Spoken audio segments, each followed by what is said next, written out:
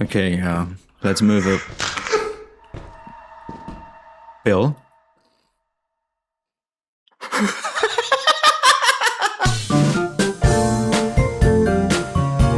Well, how can I put this? It was something different for once, something new again.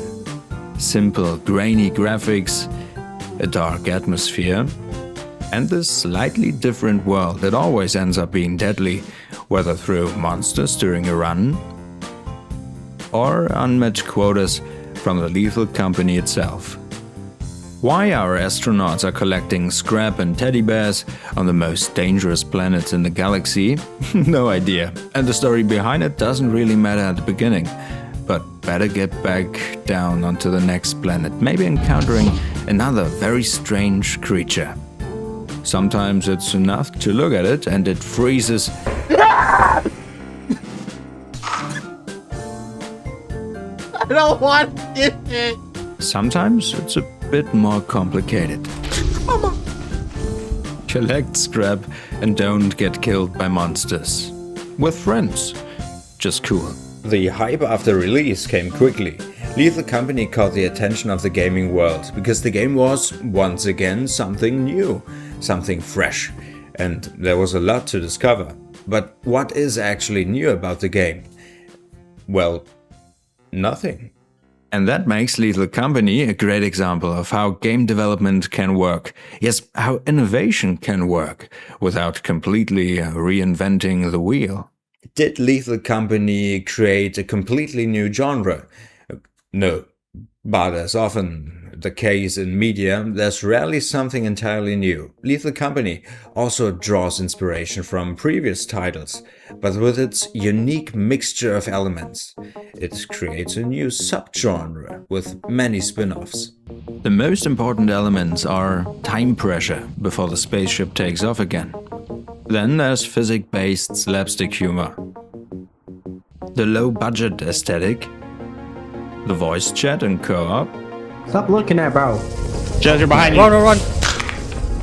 And of course, the characteristics of the monsters. The spin-offs of Lethal Company use all these elements, but add something to the core idea or transform it further into something almost independent. Under One, for example, is still very close to the original, just with a different setting. Repo deepens the co-op voice chat aspect with very creative and funny characters. It also puts even more focus on physics.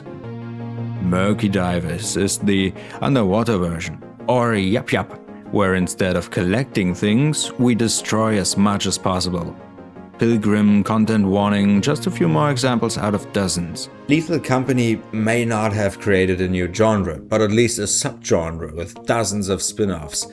But the origins of Lethal Company itself go further back than you might think. The horror genre has already produced so many ideas, and nothing in Lethal Company is truly new, truly unique. It's a mixture of trends, of old ideas, and the experience of the developer Zekas. The American started out on Roblox, where his titles were already very popular. But the problem, with every update, his minigames kept breaking again. In 2020, 3 years before Lethal Company, Zekas released his first, more classic games, for example, It Steals. And even here, many elements that would later define Lethal Company are already present, especially the low-budget aesthetic and the unusual behavior of the monster. Where Lethal Company features different monsters, It Steals creates variety through different game modes. In one, it's faster than you and only a camera flash can briefly stop it. In others, it's invisible and only detects you through your movement.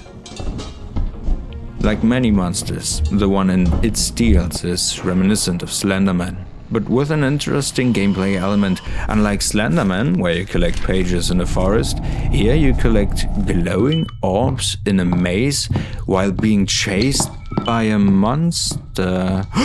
Exactly! Pac-Man!